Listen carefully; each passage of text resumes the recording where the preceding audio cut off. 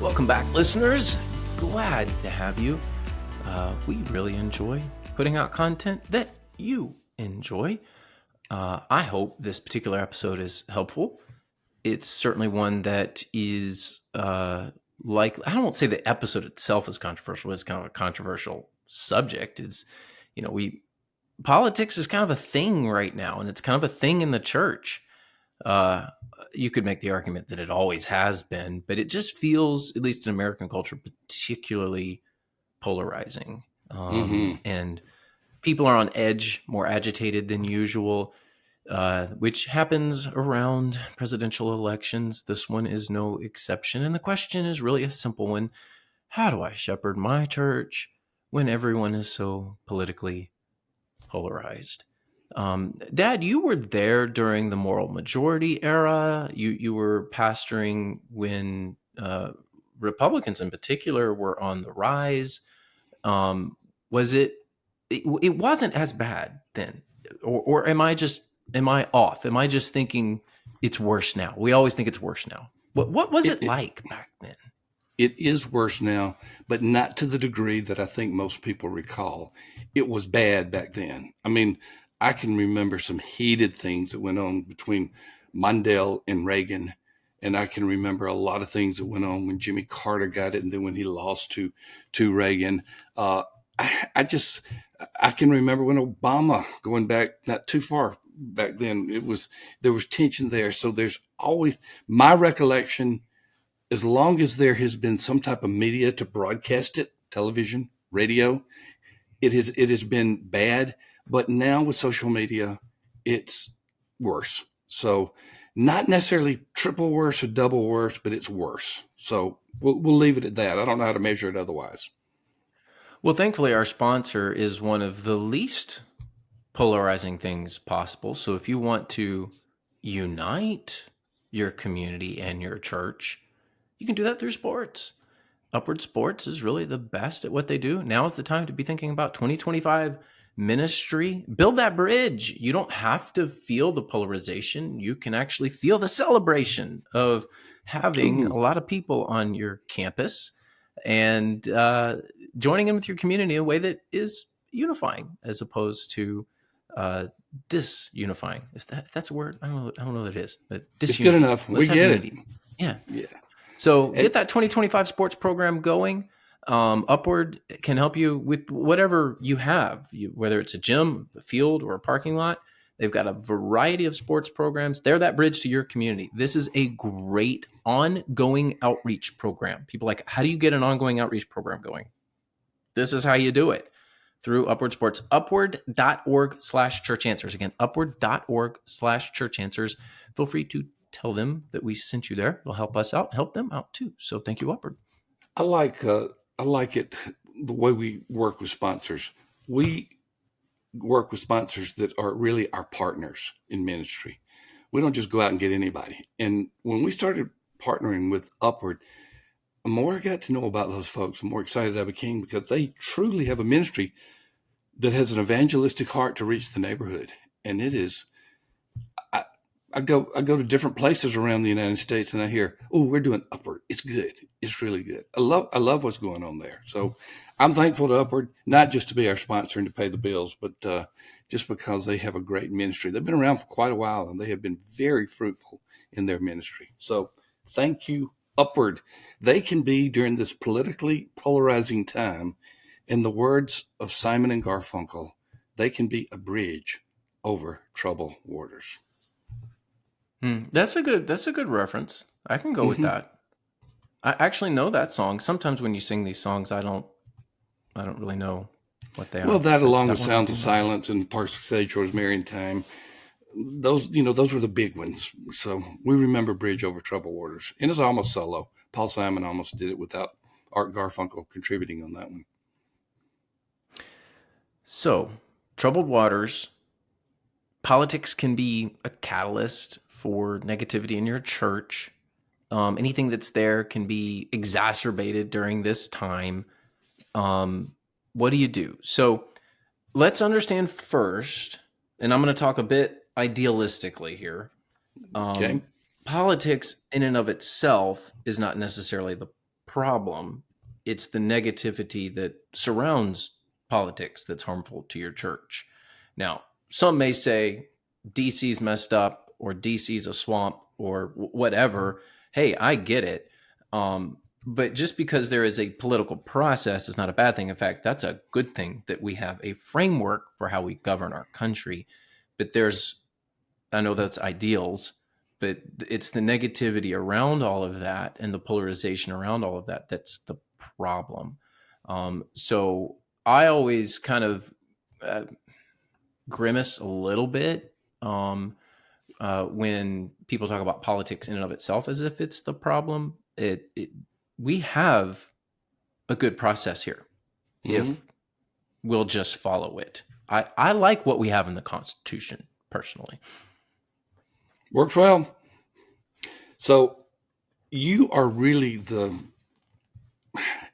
you are a descendant of politics, not on the national scale, but more on a local and state scale, because your grandfather, my father, I remember getting my hand slapped by officials for doing something wrong when I was campaigning for my dad for mayor. You know what I did? Of course, you don't know. I I have no We idea. we printed up a few thousand flyers. That was the way you did things back then. You know where I put them? In mailboxes. Big no no. And so the Oh postal yeah, you service can't do that. can't do that. And Mr. Sam was revered in the little town in South Alabama, but they called him and said, "Stop it." So he called me and said, "Stop it." So we stopped it. No more in there. But I think we'd already gotten about 2,000 done, so it's pretty good. But you've always been a part. We've discussed politics in our family probably as far back as you can remember. So that's just kind of who you are. Yeah, and I don't necessarily feel the need to ignore or avoid political conversations, even in my own church.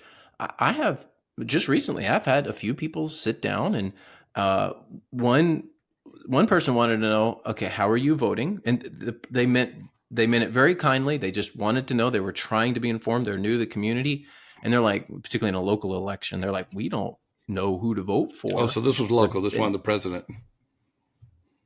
no, most people can figure that one out on their own. This was yeah, this was local commissioners and things like that, and not quite sure who's what. And I'm always careful. I don't endorse, and I just don't feel that's wise. I hate to tell other pastors what to do, but man, the second you endorse someone, like the very next day, a scandal can come out about them, and you feel like an idiot.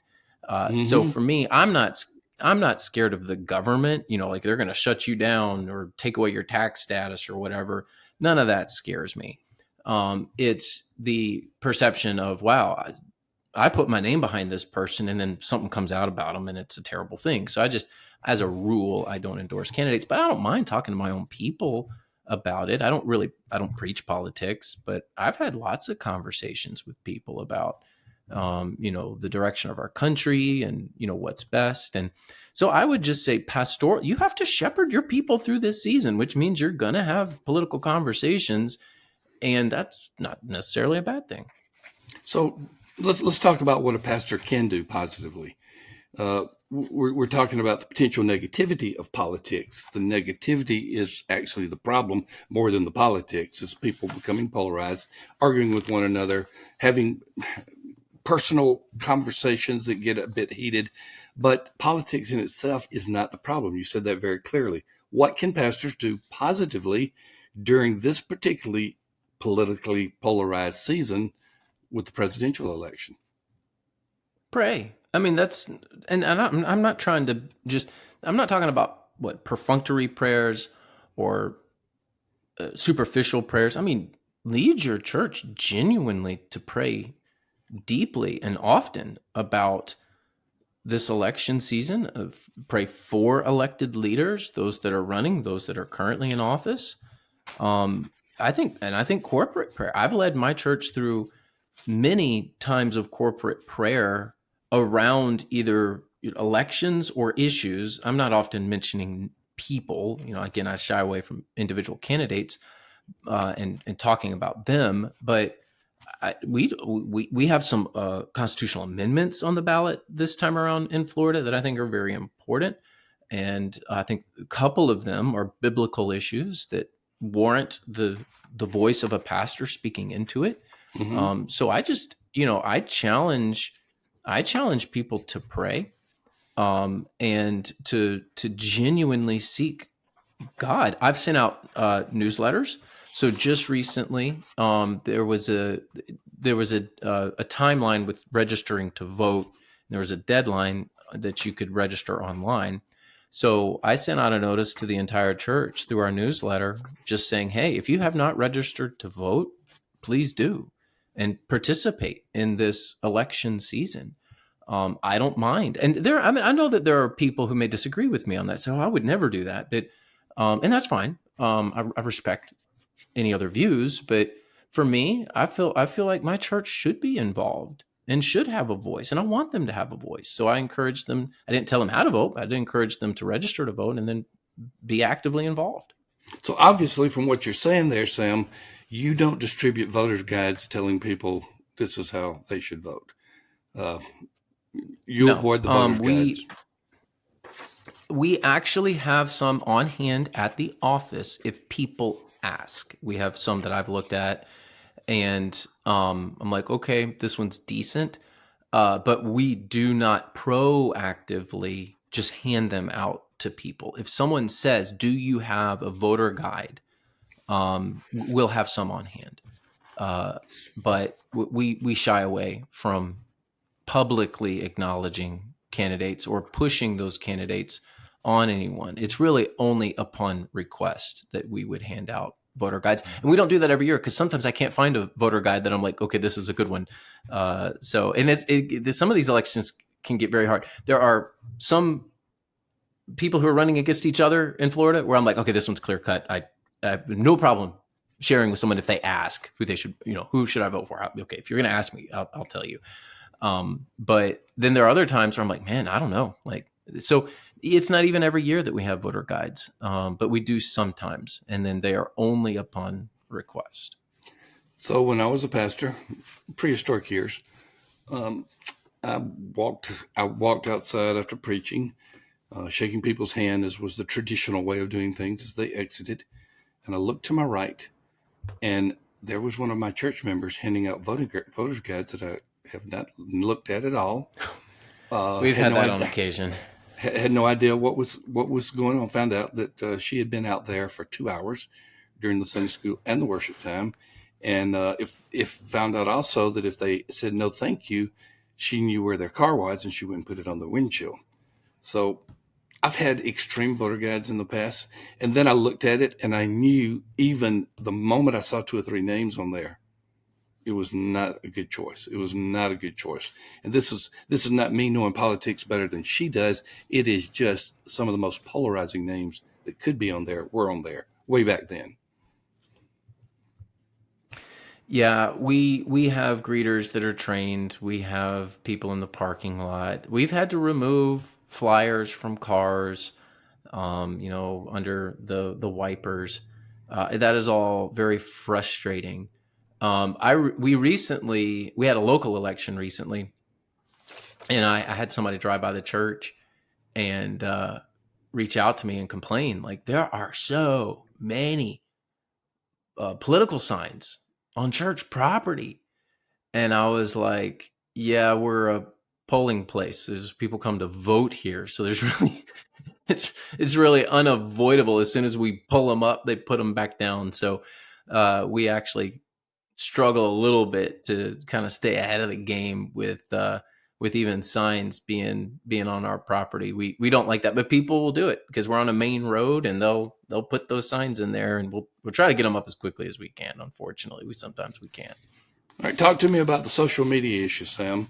That is the place where people are talking, fussing, fighting, listening and reading good news, fake news, bad news. What do you do on the social media side? Do as I say, not as I do. I have not always been the best at this. I really do try to avoid political engagement, particularly political debate online. Um, you can go to my social media feed, and I try to be more encouraging than anything else. Um, but I haven't always succeeded at that.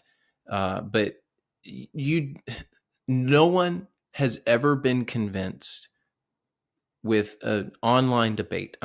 I'm convinced of that there is no one out there that has changed their mind because of something that somebody posted on social media. Now, I'm sure that's not true. I'm sure somebody has read something at some point and changed their Oh, mind. I'm But like you. I'm like you.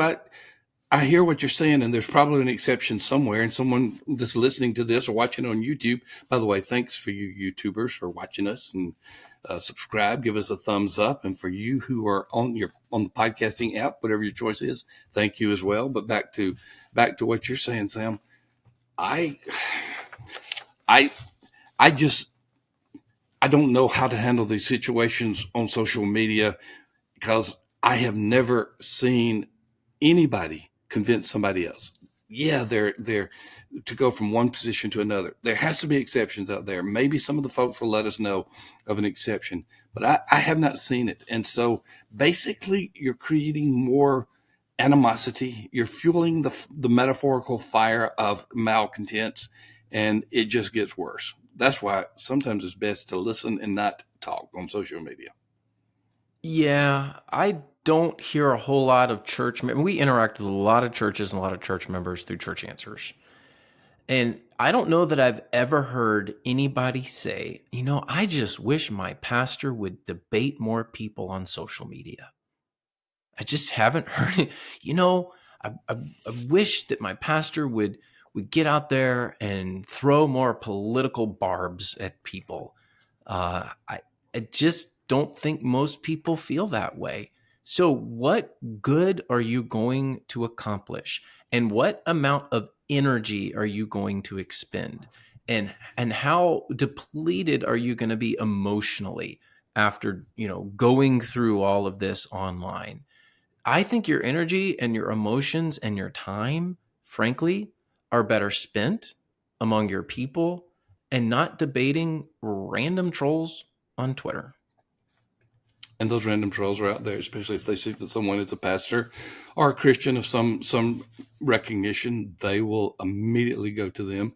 Uh, I've had so many trolls come and comment on my Facebook posts or now my X posts, formerly Twitter, known as Twitter. I don't do much on Instagram and some others, but those are the two biggies for me. And I've had a lot of people just come and be snarky, and I just don't engage them. Just let it go. Yeah. If I Yeah, engage them, it'll get every worse. now and then, every now and then, the entertainment factor kicks in for me, and I just can't help myself. but but that's more my own personal problem where I'm like, oh, this is going to be fun. I can't wait to debate this person. And I don't know if no, I know my motives aren't pure there. I have no concern for that person's well-being at all. I just want to I just want to be entertained and win a debate. And sometimes I get in that mood. But if that's you and you're like me, where you can get online and just be like, oh, that was a lot of fun and it's not draining, I would still caution you.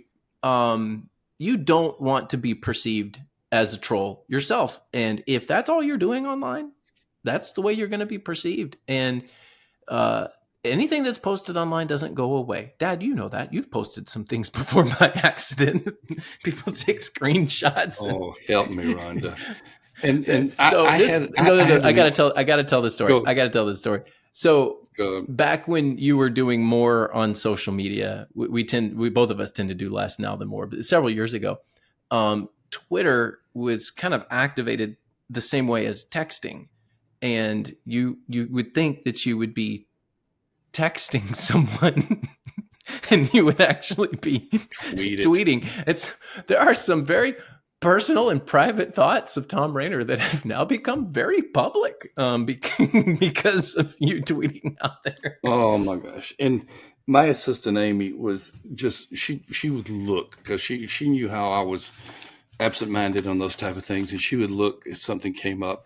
And one in particular, she deleted within 6 seconds, but thousands had already done screenshots. So, yeah, I've got stories that I just don't want to tell anymore.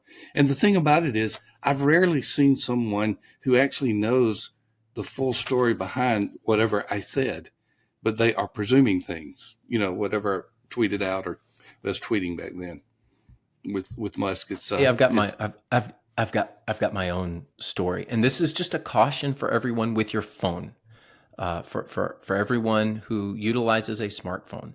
So, I have connected my account to my wife's account. I won't get all the details of that, but it's accountability measure. She can see what I see. She sees the pictures that I take, and we actually have our photos connected to some devices in our house where they show up, so we can see pictures of our kids that we've taken and all that stuff. Well, I set up my in-laws device in their home as well, so that they can see the pictures that we take, so they can see pictures of grandchildren. They think that's very nice and all that. Um, I did not know that I had activated the pictures to also download to my in-laws device that were through my texts, and all of the pictures that I've been sending my wife via text have ended up showing on their device, unbeknownst to me. oh Now, no.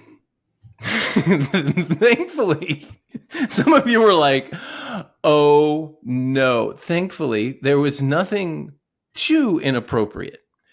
But I like to send goofy pictures of myself to my wife and my daughters, for that matter. Um, and my father-in-law has informed me that he really doesn't want to see those pictures anymore on his device. I So can get the that. lesson here, the lesson here is this: I'm fairly skilled at this stuff. I'm pretty good at social media and phones and all that. Even I messed that one up, and I thought I was sending private things to my wife, and it was going to my father-in-law's device at his house. That's So better than sending it to the just, world, though. just be careful with how you use your phone. Let's That's get back. that's the Let's get back to lesson here. politics for just a moment. We, through your creation, have designed a demographic psychographic report that has a political angle to it, and it'd be great for a lot of churches to get this right now during this political season. Tell us about the Know Your Community political report. Yes, we're offering this for a very limited time. Many of you know about our Know Your Community report. It's our big demographic report. We have created a specialty report that is just politics in your community, how people feel, what they're watching, how they vote. And it is an absolutely fascinating look into your community. So you can set up drive time like you always do. Like, how do people feel politically within 10 minutes of my church? And you can get a whole demographic breakdown just on politics. We're not going to keep this going forever. It's something that we're doing kind of during the election season, when churches really should be getting a picture of what the political makeup of their community really is. I had some surprises in my community. I've lived here 9 years, feel like I know my community pretty well. Goodness, I program these reports. So I feel like I know demographics pretty well, but I ran it for West Bradenton, found lots of surprises. So I think every church should get the Know Your Community politics report, especially during this season, just so you can get a window into the community. And oh, by the way, all of the data runs through Esri. So this is very up-to-date information. It's constantly updated. It is not old information. It's brand new information. So if you're operating from the last election cycle, things have changed. They absolutely have changed in your community, and you should know it. So we've got a link in the show notes. You can also go to our website and look under our tools and find it there, but it's the Know Your Community Politics Report. It's excellent reporting. If I recall correctly, your community was more purple than you thought it would be. You thought it'd be more red, if I recall correctly. That's correct. We have a lot of Hispanics moving in, and they have pulled the community more red. Uh, but it was not to the degree that I thought. In fact, It's we're good still to a little know. more purple than I anticipated. Good to know. Well, fascinating stuff. All this political season is fascinating. Uh, I have a year-round subscription to Real Clear Politics, the little bit of the paid subscription where you don't get any advertisements. And I, I'm a political junkie, but that's as far as I'm going to take it. I'd rather talk about something else. I'd rather talk about the Life Application Study Bible. That's a better topic than anything else. Tyndale produces this study Bible that is second to none. You have 10,000 notes and resources. You've got scholars. You've got pastors. It's been around for quite a while. And the reason it's been around for quite a while, because it's one of the most popular study Bibles that is out there. It's been crafted by dedicated scholars, pastors. There's so much you can find out. Just go to lifeapplication.com, lifeapplication.com, and find out about this incredible study Bible. Well, thanks for being a part of Rainer on Leadership, kind of a political edition as we're headed deep into the political season. Just remember, show Christ in all you do. Don't necessarily show your candidate first. But for all of you, thank you for being a part of this podcast. Thank you, YouTubers. Thank you who are listening on a podcasting app. And we'll see you in the next episode.